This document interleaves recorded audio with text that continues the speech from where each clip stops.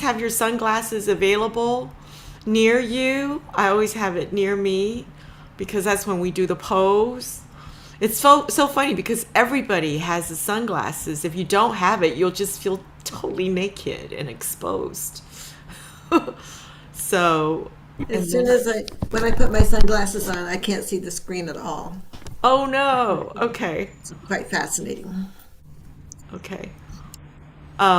Yeah, don't put it on yet. Sunglasses available. Yeah, don't put your sunglasses on now. We'll do it later because you have to be able to see. And because every time Zoom changes, because I now have to see, how do I record? Oh, there it is. There's the record button. Okay. And record to the cloud. Okay. All right. Thank you, everyone, for showing up on this important day. And I'm going to, sorry, I'm just going to, I'm recording this. So make sure you're muted. And I don't know why this is on Rosemarie and not on me. I did not put you on spotlight, but why isn't it showing me? Okay. All right. I'm going to spotlight for everyone. Show me. All right. So thank you for joining me. And Chord Thursday, for those of us that know what it is, to me is just a get together to share music. Yeah. And we used to get together every single week, every Thursday, at the beginning of April 2020. And then we've reduced it since the pandemic ended to now once a month, every third Thursday at 3 o'clock Eastern time, whether it's daylight savings like now or it's standard time. So we're 5 hours from England, 6 hours from continental Europe, and 6 hours from Hawaii. And we always have a ritual, which is we have our sunglasses, so make sure it's near you, our ukulele, and then we do a group pose. Yeah. And for 2026, so far we've had 3 different ukulele virtuosos, performers, teachers come in and teach. And that was January and February and March. And then this is the first time today we don't. So we just have me and you. And we always start with a warm-up at precisely 3 o'clock. So I'm going to do a warm-up right now.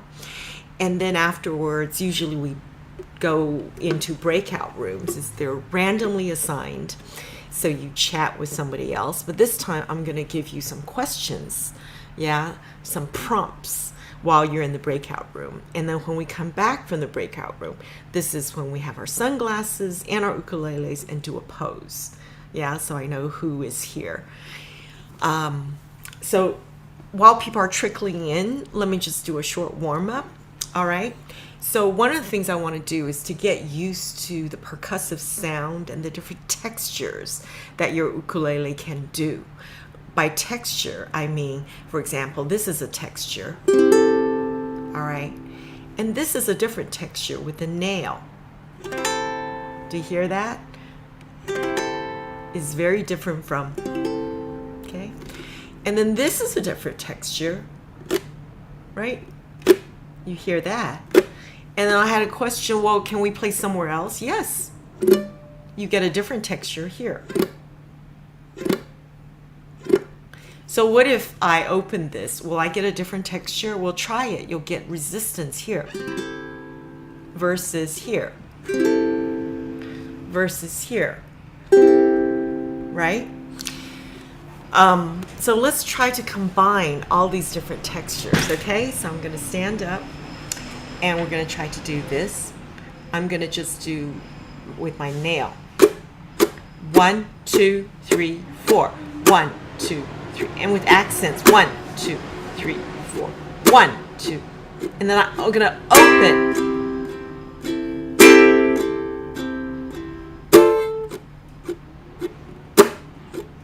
and open.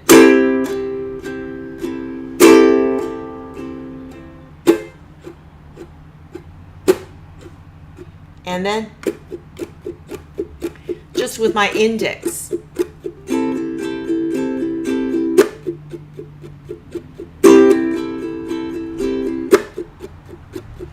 Down, up, down, up, down, up, down, up, down, up, down. And it's going to be more alternating like this.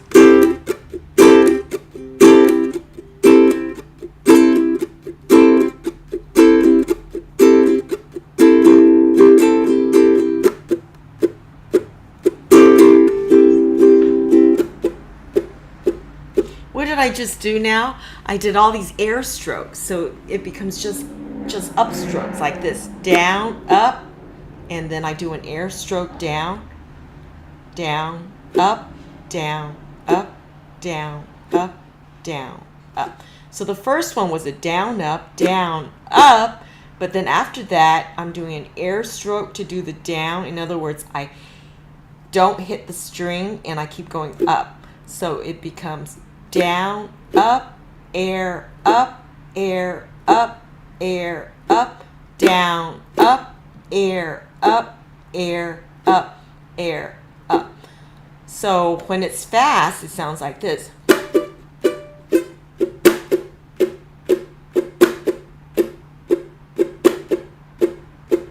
Okay, so let's try that.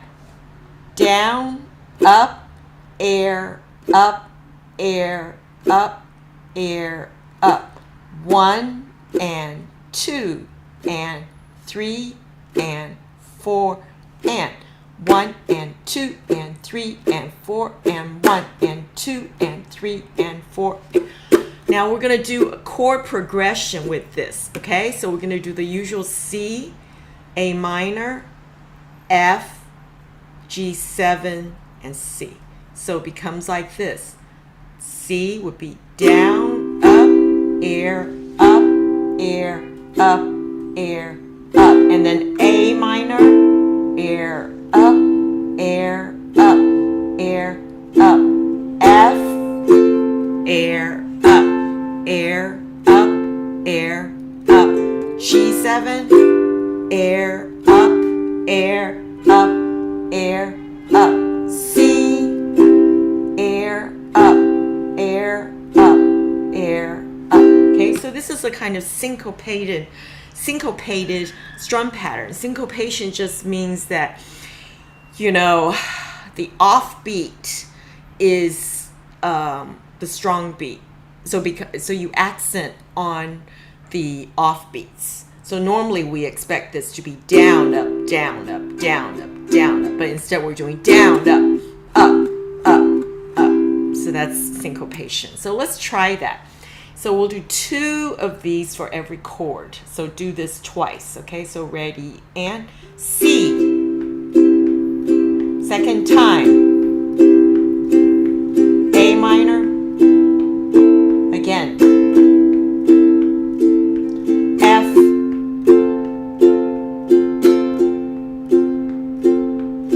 G7.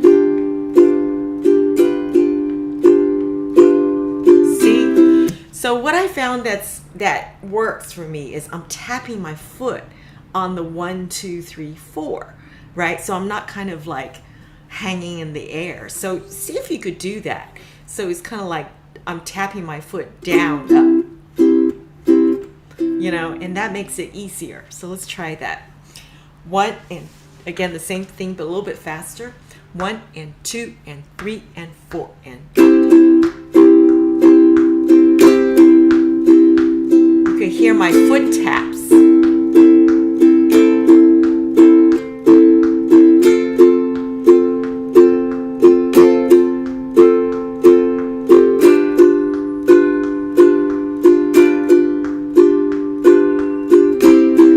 Okay, we're going to make it even harder. So instead of an air stroke, all right, we're going to mute it.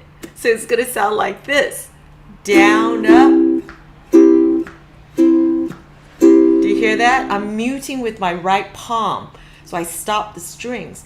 You may say, well, can I mute with my left hand? Yes. For some people, it's easier. So it's like this. Down, up, left hand muted.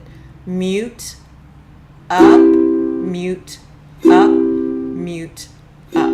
So my right hand is still moving, but my left hand is helping. So it becomes like this. Ready? And down, up, mute, up, mute, up, mute, up. Okay? So that's if I mute with my left hand. So basically, the effect is instead of, so for those of you that like to read notes, instead of a tie, we have a rest. So the mute rests the sound, so you don't hear any sound. So let's try that. Ready? And down, up, mute, up, mute, up, mute, up. Again, mute, up, mute, up, mute, up. All right, well, let's see if it's easier to do it with our right hand to mute it. So my left hand just does the chord. So get ready and C chord, mute, up, mute, up, mute, up.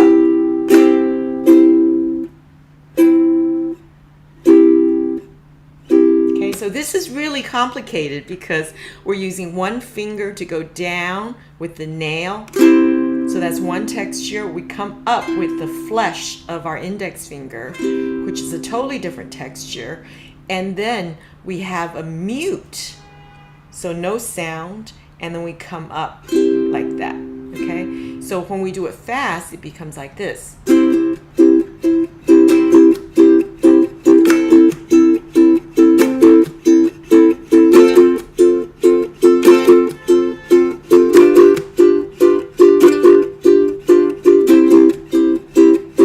So that's very complicated, but I just want to give you one more thing that you could do. Instead of muting like this, I want you to hear the tap. So it's like this, right? So you actually want to slap your hand, but make it, what do you call it, slanted. The reason why you want to make it slanted is so that your finger, your index finger, could catch this string on the way up. If it's not slanted, if it's parallel, then you can't do it. If it's like this, then it's not good, So you want to see if you could do that. So let's try that slowly. We're gonna tap it, okay, instead of just an air stroke. So ready? 1 and 2. And when you're waiting, you're counting. You want to make sure you're also doing this. 1 and 2 and 3 and 4 and down, up, and go to the A minor,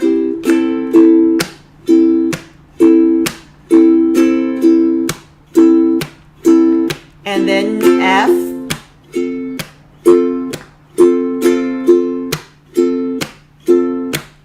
G7,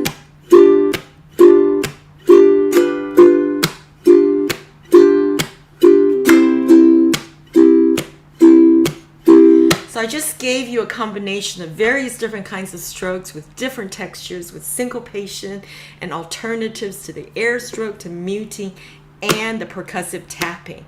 So if you want to take it one more step, which would be to combine. So you do things like this, down, up, and you do the air stroke, up, and next one you mute it, up, and then you tap up. So this gets very complicated because it could be like this. Kind of doing, it's a bit much. All right, so I'm going to remove the spotlight and, all right, who are all here? Oh, Phil, long time no see. Welcome. Long time to see. Let's see. So normally now is when we go into breakout rooms, but I thought since this is our 6th anniversary, let's do a kind of a self-introduction. Maybe I can introduce everyone. How about that? And then you unmute and say something where you are. How about that? Because I think I know everybody.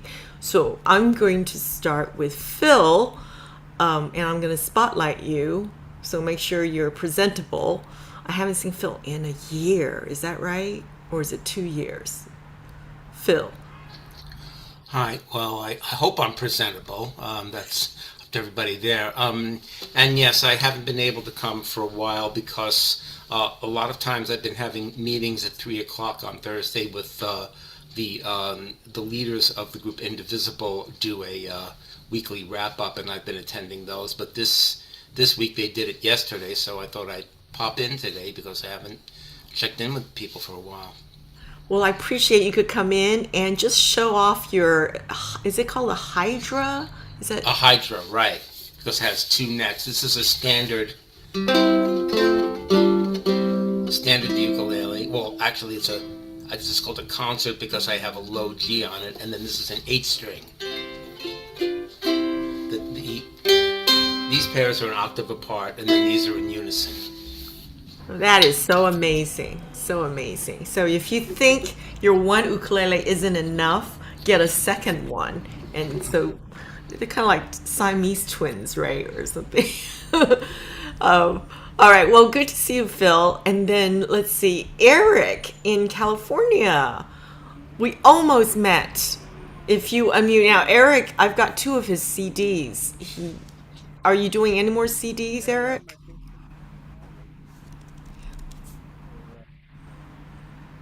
I can't hear. I can't hear you very well. You're very soft. I don't know why. You're very soft. This is also a good. Okay, it's probably your input volume. All right. Well, good to see you, Eric. And all right, and then of course Bruce is in Italy. We just saw each other in October last year. How are you doing, Bruce? I'm doing quite well. I got back from the South Pacific about 10 days ago. Had been there for about a month and a half. And so I will be putting on a concert tomorrow here in Venice. And I got this via Amazon Italy. But I think I should have gotten the Bach punk pick, pluck, and play because this one was easier than I thought. So I made a mistake in ordering this one instead of the Bach. But anyway, or maybe I didn't know the Bach was available when I ordered it back in, I guess it was February. So anyway, that's what it is. Oh yeah, no, the Bach is only available from March 20th, 21st, his birthday. But you're in luck because the Take on Bach one, I got it, you got it. but Yeah. it was delayed.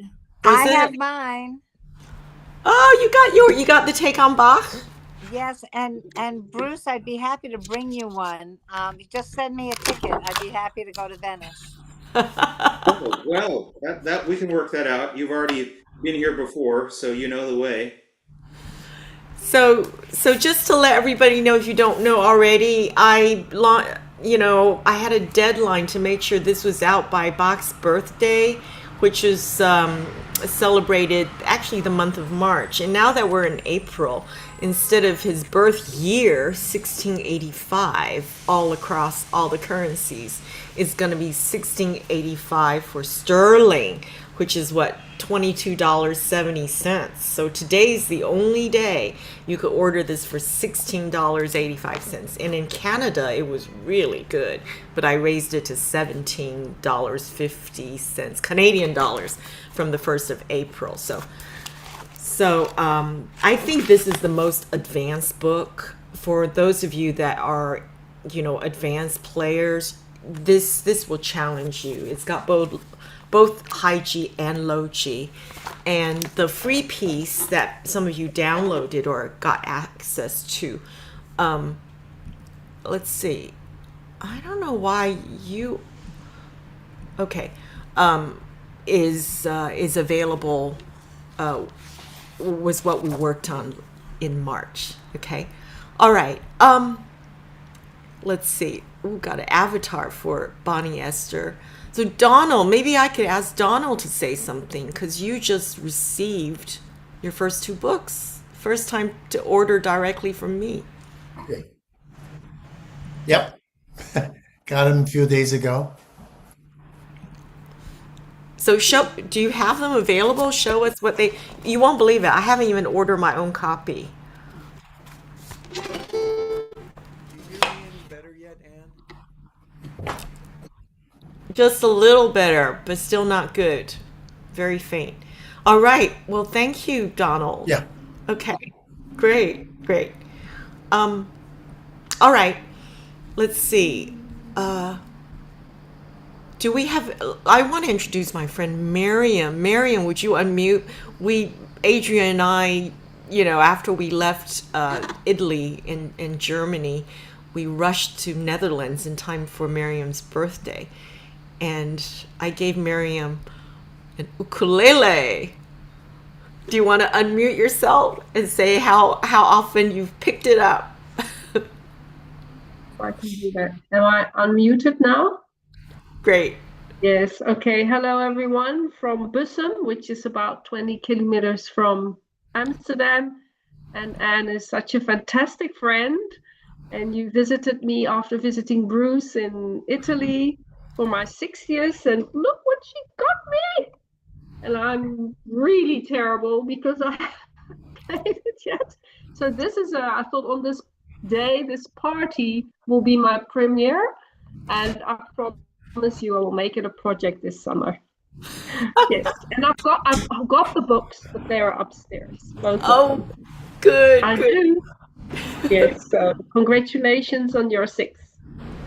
Well, thank you, Mariam. Well, several years ago when I was visiting Mariam, we did perform together in Chord Thursday, the Amsterdam song. So that was really good.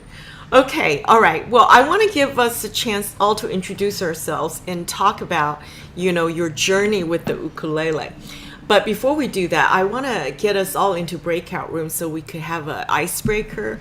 And what I like you to do in the breakout room is, number one, talk about the warm-up that I just did. Was it too easy for you? Was it challenging? Was this something that you think you could use? Yeah, did you kind of review and help each other what I went through? And then once you do that, the second one is just to get to know each other a little bit. And I just want to say that the ukulele for me has been, initially a reluctant journey because I didn't think it was a real serious instrument. But now, 10 years later, I dare say, it is a puzzle. It is an interesting and fascinating puzzle, and I can't stop composing for it. Yeah? So that is what the ukulele means to me. So when we come back into Zoom, you can share what the ukulele, your journey of the ukulele means to you. All right? So in the meantime, can you help me tune? Because that would be great. Great. I'm going to put you into a room where somebody else can help you tune. How about that? Yeah. Okay, so I got I've got 8 breakout rooms. So everybody is in with another person, and I think this is good. So I'm going to open all the rooms and go ahead and join, and we'll be in there for, I don't know, less than 10 minutes. Okay. Just make sure. So Bruce and Tim are in a room. Phil and Rosemarie, Donald and Mary Beth are in a room. Sherry should be in a room. Amanda and Debbie are in a room. Bonnie Esther and Sean are in a room. Bruce and Tim are in a room. Yes. Okay, that's good. So meanwhile, while I'm being recorded in here. Okay. I need to find out why my video isn't on. Video effects and setting, because somebody else gets on. So it's 3:25, so 3:30 we will get together. Why is my thing not on? Not seeing any video. Make sure webcam's plugged in, turn on, check the camera. Oh, I don't know why it doesn't go on.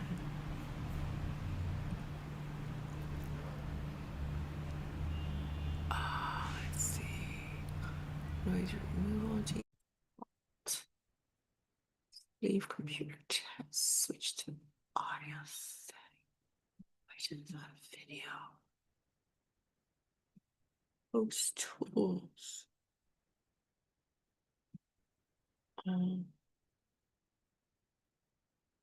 Also Chris's breakout room, show captions, breakout, meeting info, live stream. Is everybody in a room? On this.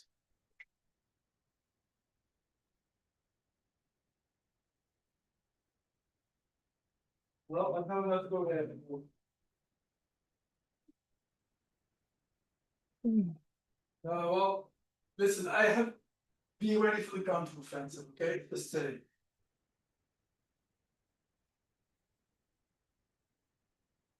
I have a counter-offensive, so just that you know. Yeah, you mentioned it's actually that's nice, bro. That's fun. All right. The English have made Asia everything past questions. Okay.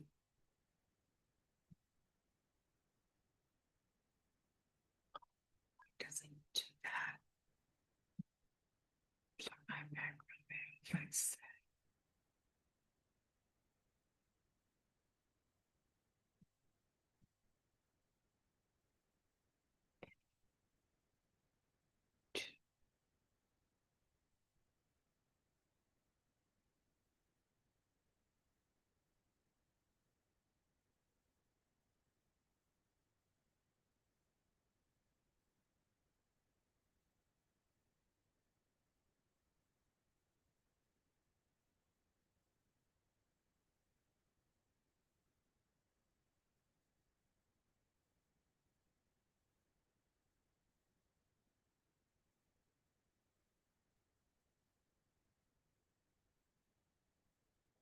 dynamic gallery.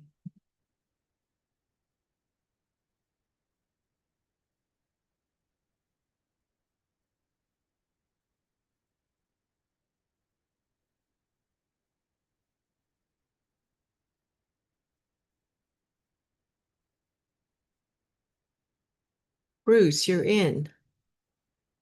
Yeah, there would have been Tim and Jane, but neither of them showed up. Tim said his video wasn't working, and Jane didn't have any audio, and so I never saw either of them. Oh my gosh. That's too bad. But Tim can still talk to you, right? Sorry? Can Tim still talk to you? No, in the end, I saw that they had abandoned the breakout room, so I don't know if they abandoned the whole call or what. Oh, I know. Okay, so I thought it was just you and Tim. I know Jane has two profiles and she's active in one of the breakout rooms. Did you want to join another one? I'm not really that into breakout rooms. I'm okay without. Okay. Well, it's almost time for us to one more minute. So let me just get everybody to. What was that about the because I don't know why I got the impression that maybe I didn't realize that your Bach book was coming out when I got it in March. I guess it was I must have gotten it when I was in when I was in Hawaii. And Actually, so I asked you to get it after the Bach book came out because I knew that the price was lower in the US well in yeah well March. I didn't get it in the US because I would have had to go through Amazon US and then they would have shipped it to the US. So in any case, yeah, it was a reasonable price in Italy, Amazon.it. But yeah, I think it would have been better for me to get the Bach book, and I have this C major scale book that I don't know what to do with. I mean, I can go through it, but still, it's not very useful. Have you looked at the last pieces in the C major scale book? Yes. The 24th and also the Auld Lang Syne? Uh, That's the bonus. let's see. That's. I'm trying to see if it's in here because I didn't. Oh yeah, that's the very end. No, I haven't really looked through that. So yeah, the last ones might be interesting, but Now, this is really great if you're teaching, because this will take your students through, a lot of useful technique yeah, in music theory. I'm pretty much I'm not well. I'm not saying retiring from teaching, but I think for my what I have right now, I wouldn't really find it useful for any students. So Oh, right. That's fine. so I'm Well, concentrating more on composition and on giving concerts like I am tomorrow. oh, good. Oh, good.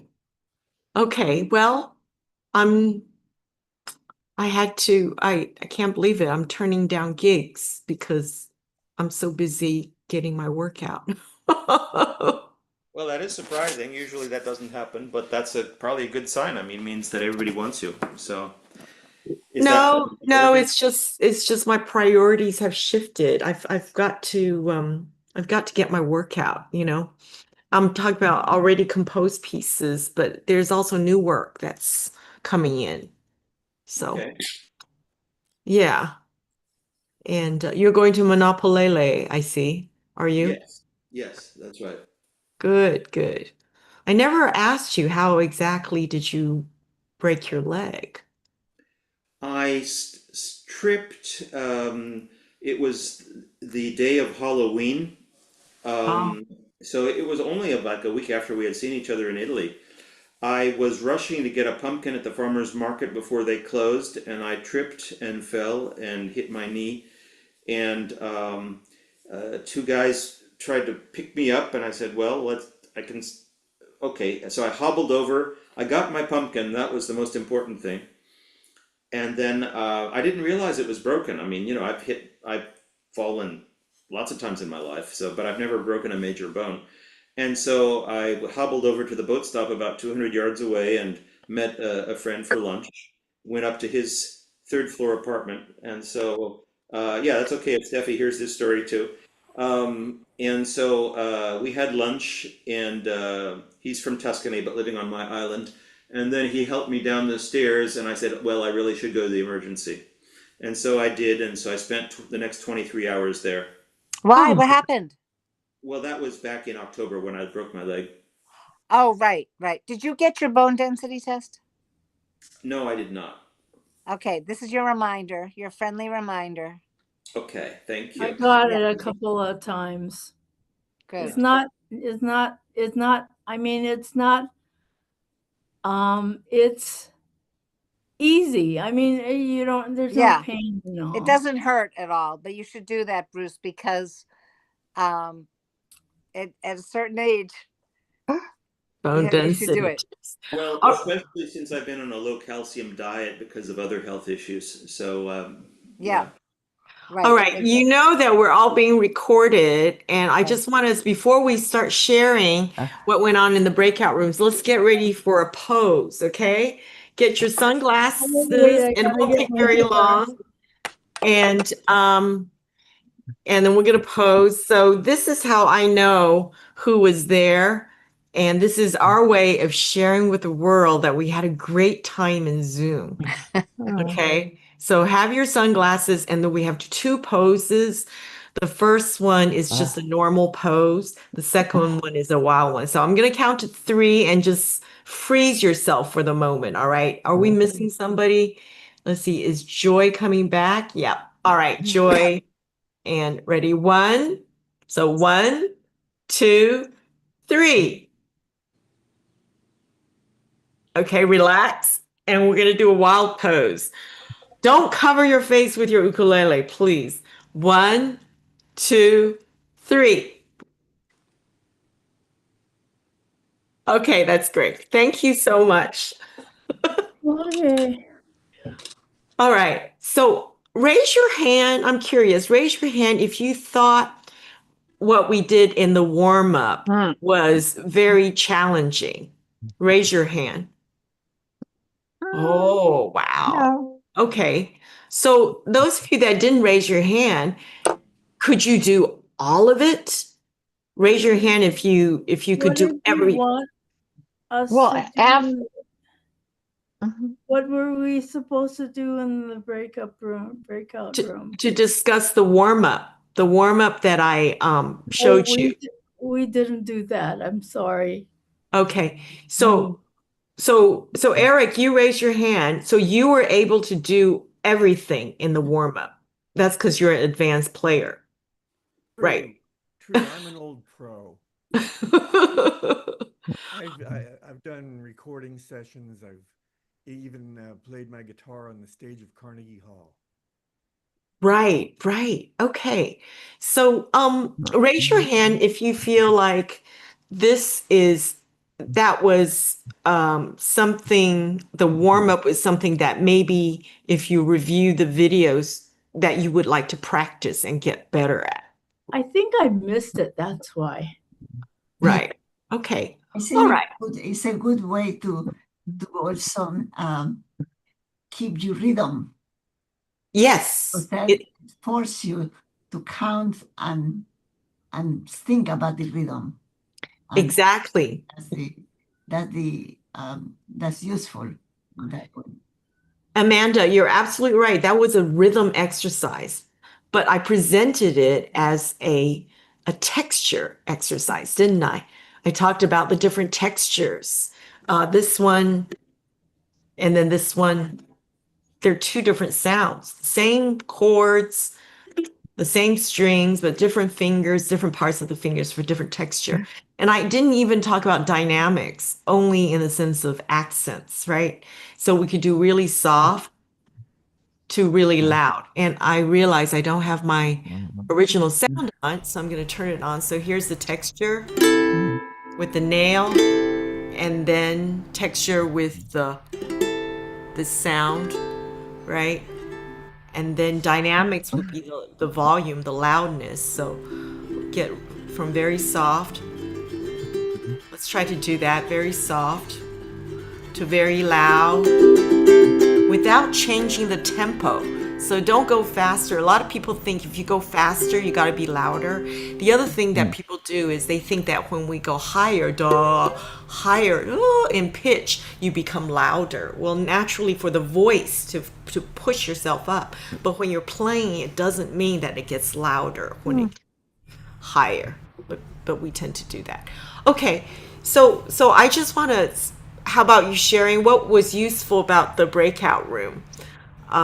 Who would like to volunteer? Just raise your hand. I know some. Okay, Phil, because I know some people got kicked out of the breakout room. Yeah, actually, I need to go pretty soon. That's why I raised my hand. But Rosemarie and I were talking a little bit about the warm-up exercises. I think we spent a little bit more time talking about our history with the ukulele, and it was kind of interesting. But I, as you probably noticed, I came in a couple of minutes late, and I didn't get to do the whole warm-up exercises, but I kind of got the gist of it as you were going on with it. Oh, good. Okay, no, that's great, because that's the next thing I want to ask. If anybody else wants to talk about warm-up exercise, because the next question I wanted to ask is about your history with the ukulele, your journey, So anybody else want to talk about the warm-up exercise before we talk about your journey with the ukulele? Oh, Mary Beth. Yeah. So you got to unmute. Yeah, go ahead.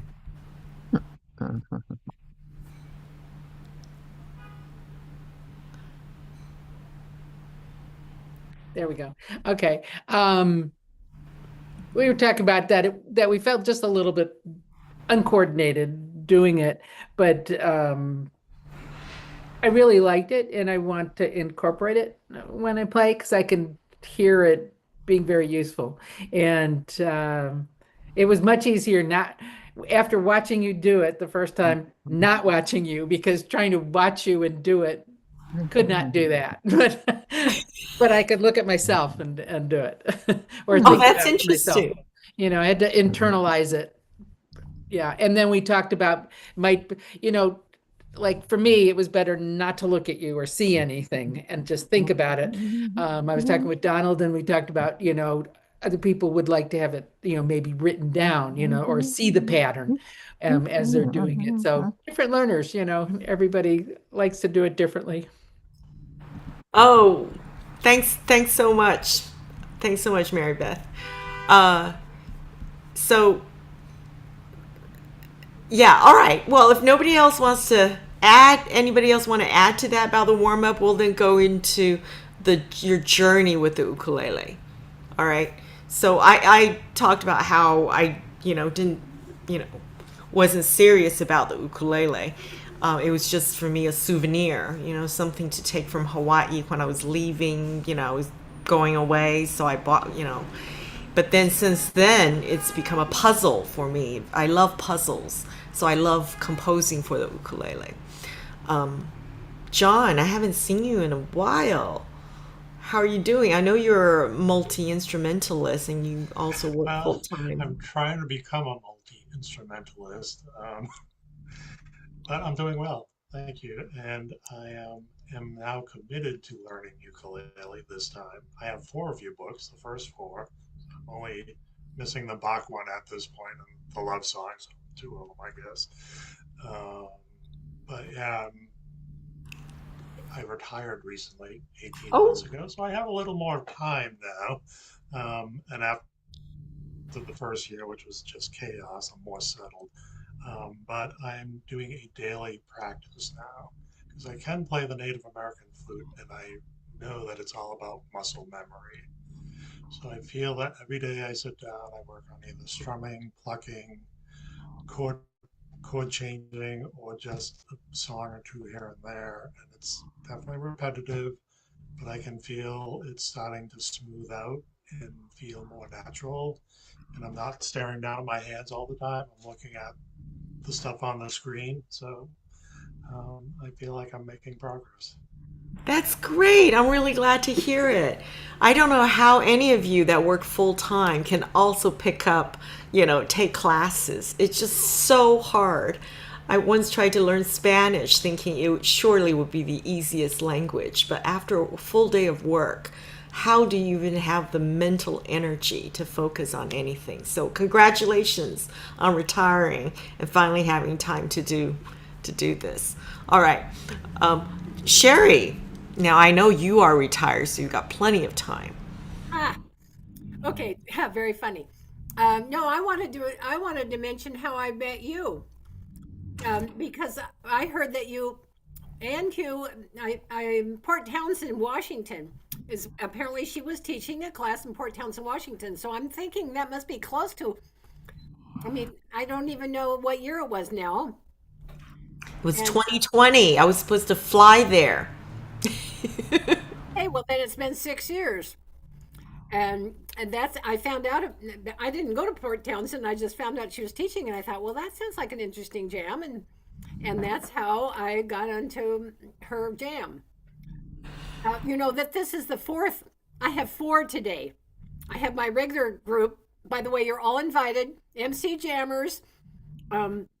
It's MC from Milwaukee Center, Milwaukee, Oregon. And it's 14 years, coming on to 14 years, every Thursday at 9:30 in the morning, Pacific time. You're all invited. But then I have Anne, and then I have, and sometimes Rosemarie, of course. And then and then I have the Las Vegas group, which are very, very odd. And then I have Seattle at 6:30. So Thursdays are like, whoa. And then, of course, now Monday, nothing Tuesday, pooey, dooey, and Louie. I also want to say that I have had breast cancer, and I was in the hospital for 7 weeks, and you all saved me. I got to go to different jams on my little fire, and I had a little ukulele. I taught a bunch of nurses how to do it, and the food handler came in and played a few notes. And okay, so that's all I want to say is that I met Anne a long time ago. Well, thank you, Sherry. Thank you, Sherry. Now, isn't that something? So, congratulations on battling cancer, and also showing the nurses how to play the ukulele. Yeah. So I just want to talk a little bit before we go on to the next one. Is something I learned. There's something called the Ukulele Kids Club. All right. The Ukulele Kids Club is so basically, people donate ukuleles for kids, and what happens is And cash. I mean, they do want financial donations. and cash. So there's this brilliant article by Jim DeVille in the Ukulele magazine about what happens when a child is in the hospital and gets a ukulele. It's more than, a little stuffed animal or toy. You can actually make music. And then they get very happy that they have that. So it puts a smile on their faces. So I thought that was just brilliant. And here in Boston, we're going to be having the second ukulele festival, the New England Ukulele Festival, the first Sunday in May, and that afternoon. And I'm going to be there in the afternoon. And I hope those of you that live in the area will go. I've donated my next book. I haven't written it yet. It hasn't been published yet, to the online auction. And I just thought it's just a lovely, lovely thing. All right. Steffi, you want to say something? Yeah. What does ukulele mean to you? Well, Anne, I met you during COVID lockdown. So I had just retired, and I had played ukulele in 2015 a little bit, but then work got in the way. So I was taking classes with Jerry Dalal, and of course, everything went onto Zoom. And you mentioned songs in the time of Corona. And I had a whole bunch of parodies that I had written. So I joined you each Friday for that. And it was so much fun. And truly, between making almost 400 masks, remember those days when there was no PPE? We needed fabric. We had nothing else. And ukulele, it got me through that time. It was so important.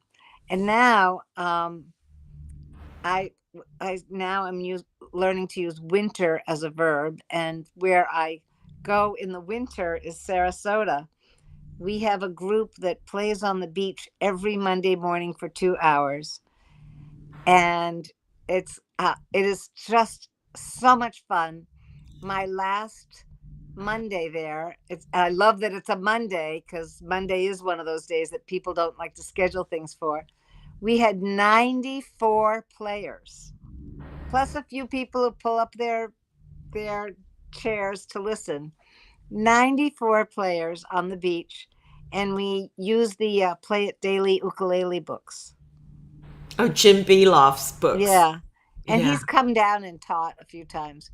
In fact, I have recommended you as one of the teachers that they could bring down. We'll see. Oh, great. You know who comes down almost every year is Lil Rev. Oh, yes. Okay. And he's a wonderful teacher. He is. Yeah, I've seen his teaching. He gave free classes through the Mead Library throughout the pandemic. So, yeah. So, raise your hand if you've never been to a jam session, like an in-person jam session. All right. So, Amanda, you will go to one on the 3rd of May in Newton. It is so much fun. Adrian and I went to one in central London, and I have to say, it was so amazing because it was all these fast songs where you get to do what I just showed you in the warm-up, and you're so in it with it. It's a younger crowd of people in their 20s and 30s.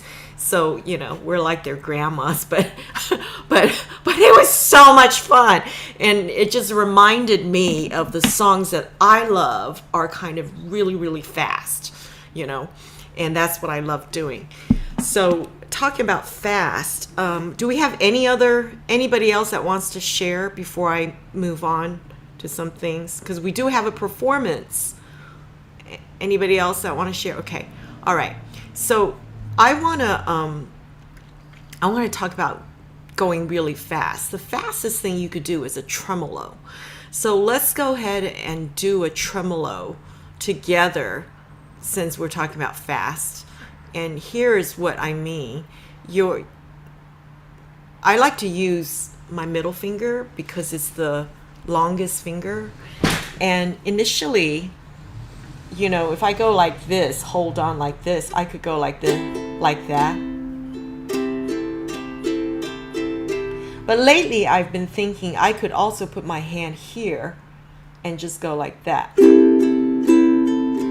I just need to rest on something rather than have it hanging and do this.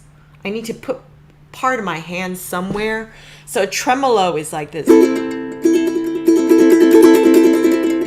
If I try to use any other finger, my pinky's too short, my ring finger is too weak, my index finger is a possibility. Some people do that, you know, but I'm always trying to rest it somewhere, you know. So, and then also, if I do it here, there's a risk that my finger will fall into here, you know. And this is hard to do because the strings are so tight here. So another possibility is do it here. So tremolo is really nice. Excuse me, are you using all 4 strings when you do your tremolo? Yes, absolutely. Unless it says to tremolo on 1 string, I'm going to assume that I'm doing a tremolo on a chord.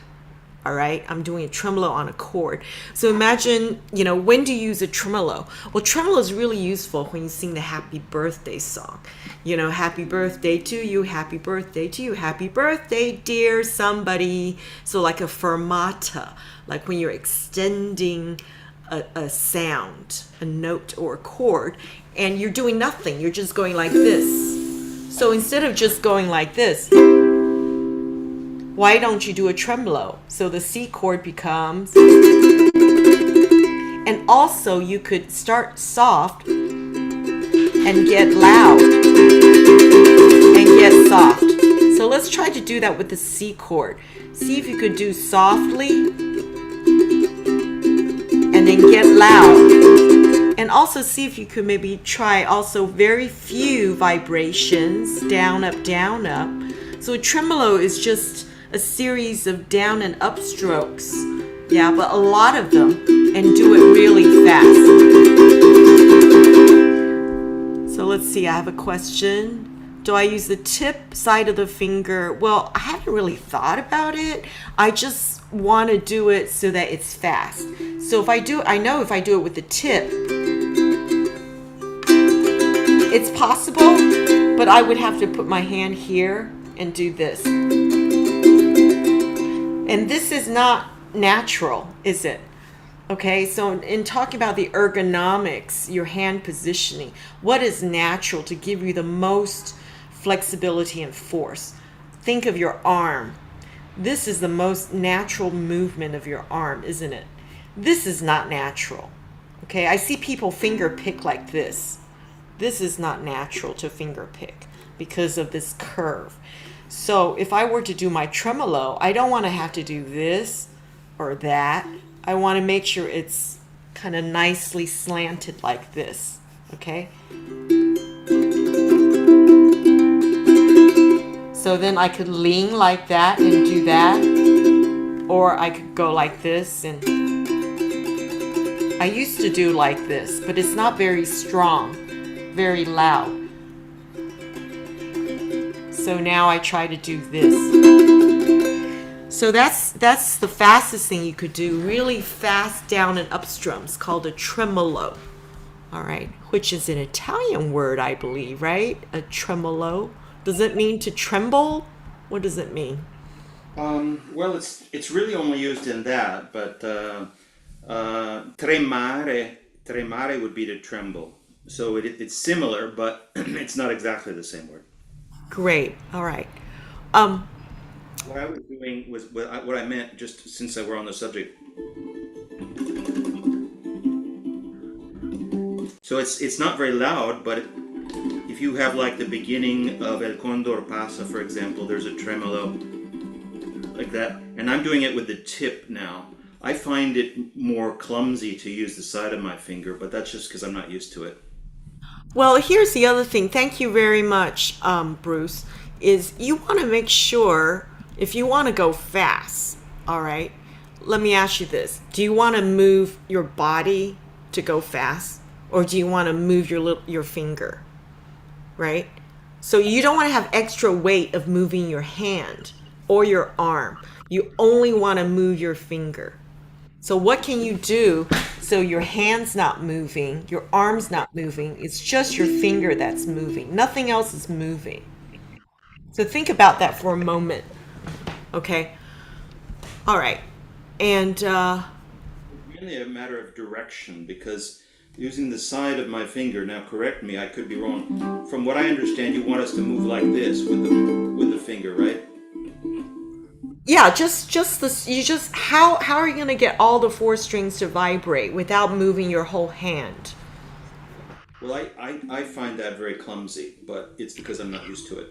So how about if you put your anchor your ring finger and pinky here, okay? You could even anchor the rest, your thumb here, so that the only thing that can move is this, you know? Yeah. Yeah, I mean, this is like another topic itself. What's the best way to have the flexibility, but then the movement of just your hand, of just the finger that needs to move. All right, let's see. We have a performance. Okay, all right, Steffi, you got to go. I don't know. Rosemarie, are you ready? Do you want to? Okay, so Excuse me. Rosemarie is doing a piece from this book, correct? Yeah, number 2.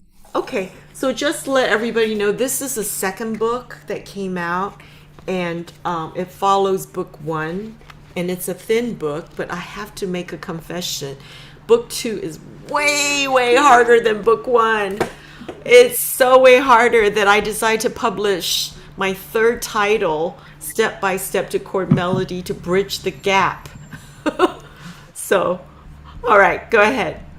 So I fell a few weeks ago, and I can't use these fingers very well on the ukulele right now. So this is one I can do all with the thumb strum, and it's Fretful Fingers.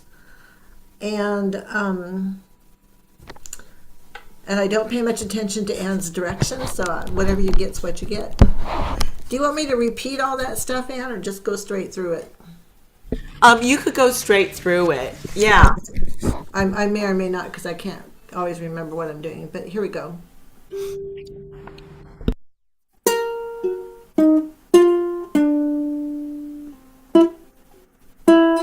Whoops.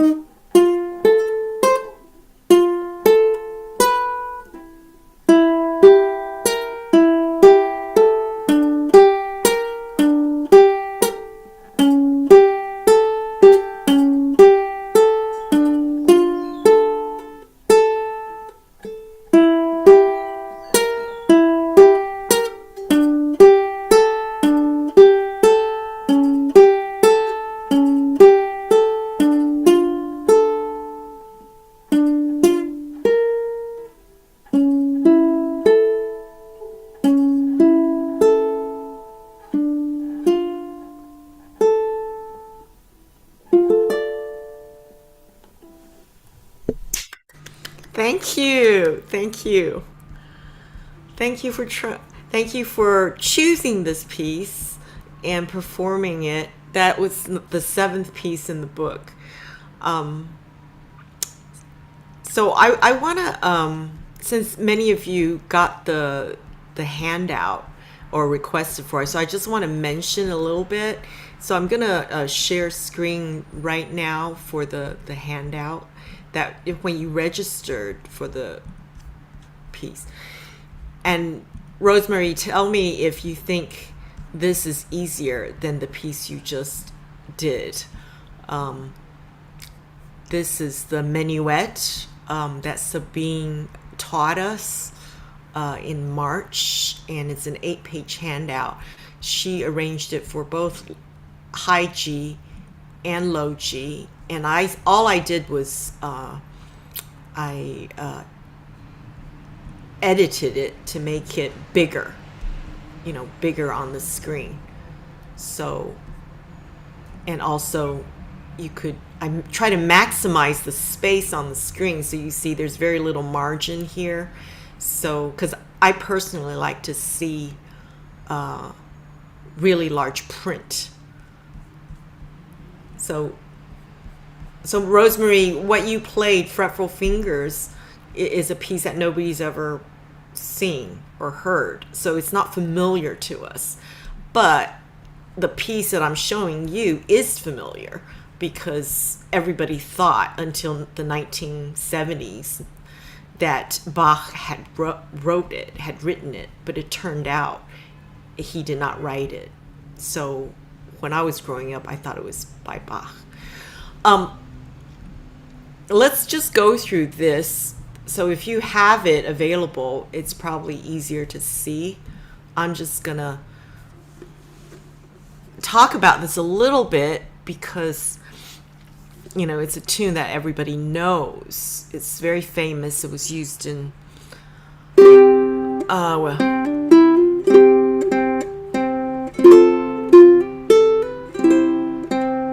so you can play this with just the thumb if you want it. Yeah, and I could just thumb from my G string all the way here. And this is a hammer-on. Yeah, so I hammer on the second note. So let's try that. And I'm going to ask for volunteers, somebody to do, the next bit. So let me just do this. And if you want to play the chords, you could just play it. These are not actually the chords. This is the chord diagram that shows you where it is on your fretboard. Okay, so 1, 2, and 3, and sorry, once more. 1 and 2 and 3 and.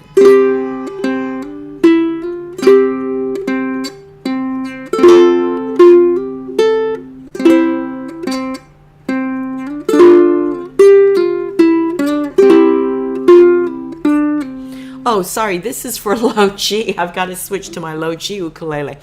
And I just want to give a hint in that you want to hear the chord for as long as possible for the entire measure.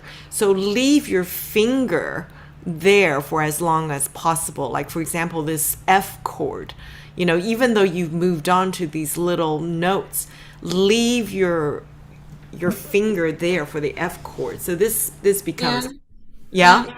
What are the circled numbers for?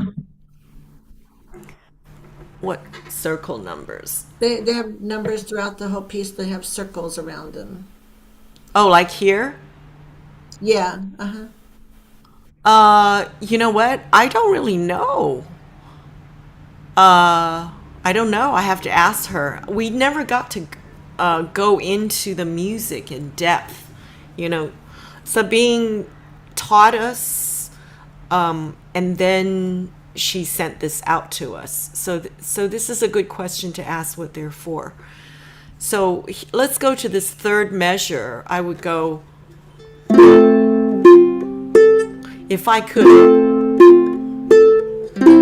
if I could hold that F chord.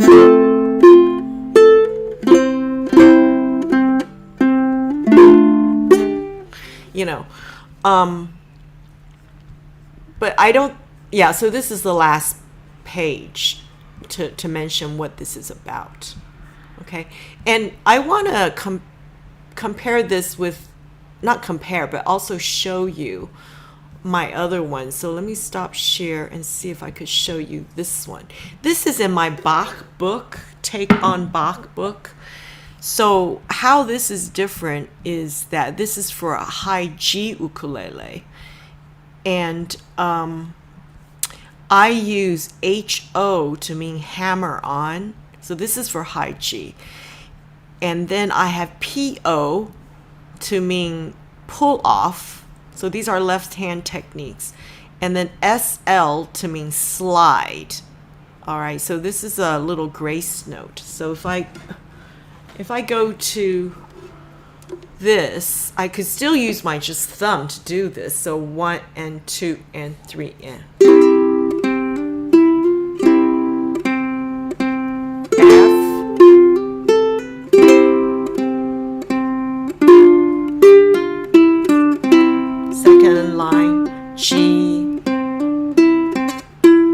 So here is where I could slide from the 4th fret to the 2nd fret, like that. Or I could do a pull off, but like that, but it's really fast. And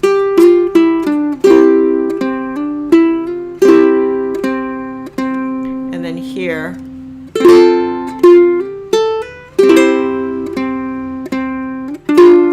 So the pull off means I actually have my position, my hand, such that my ring finger is on the 3rd fret of the E string, and my index finger is already on the 1st fret. That's what a pull off is. I have to be ready to pull off, meaning I put my right thumb, I pluck it when it's on the 3rd fret. Sorry. And then I use my left ring finger that's already on the 3rd fret to pluck that string. Because by plucking it, I move it. I just push it towards the A string, and then you could hear that note. You hear that?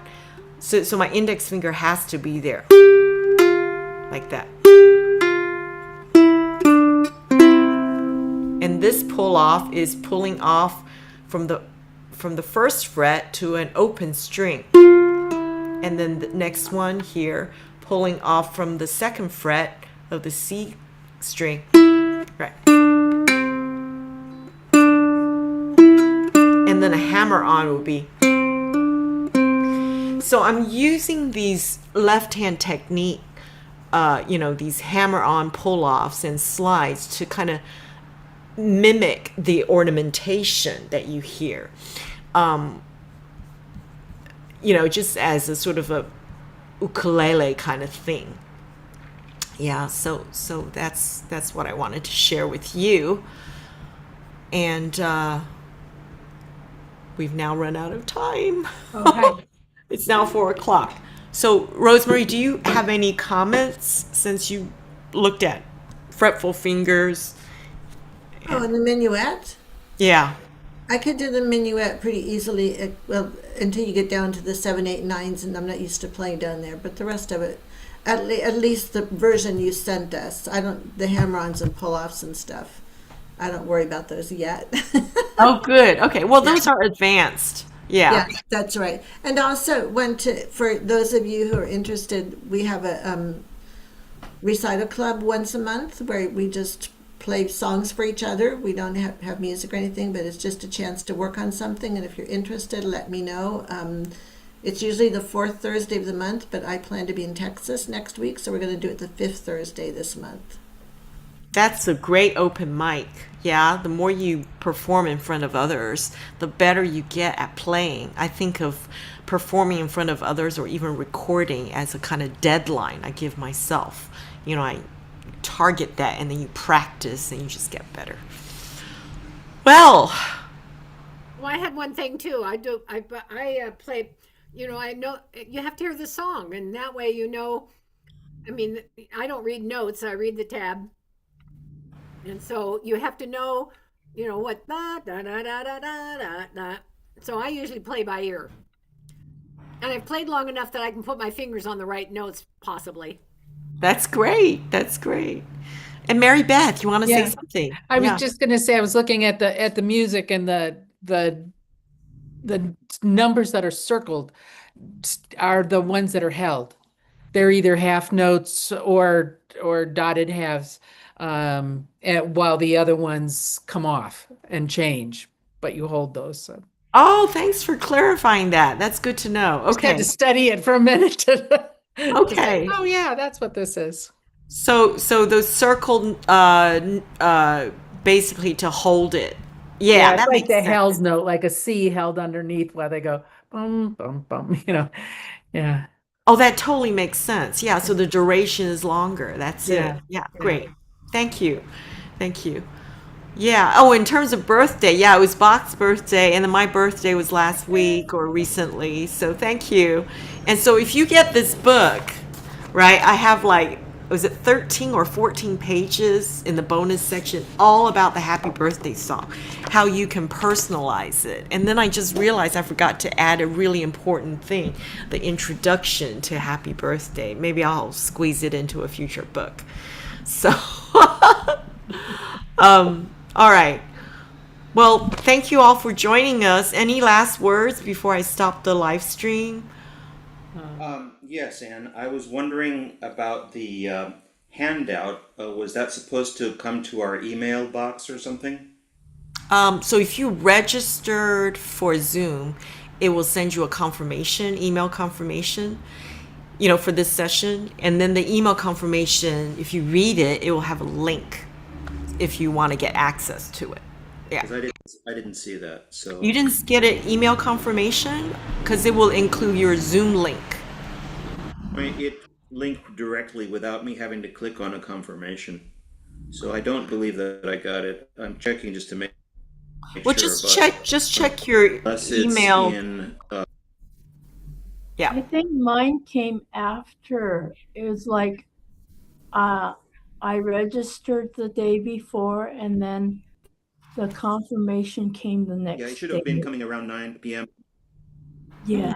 Yeah, I got two confirmations, and the first one was just a confirmation. The second one was a confirmation, and then it said, "Here's a link to that." I think that's Okay. what I got. I didn't get any. Okay. I didn't get it until right Yeah. 5 minutes before or something. Yeah, now I see it going back. I had to refresh. Okay. But yeah, okay, here it is. Yeah, okay. Yeah, so if you want it, just click on the link and then you'll get access. I didn't get This it. is a way for me to find out how well Zoom is doing because I know Zoom sends out these automatic confirmations once you register, but I'm never sure when you get it, So, all right, well, I'm going to stop.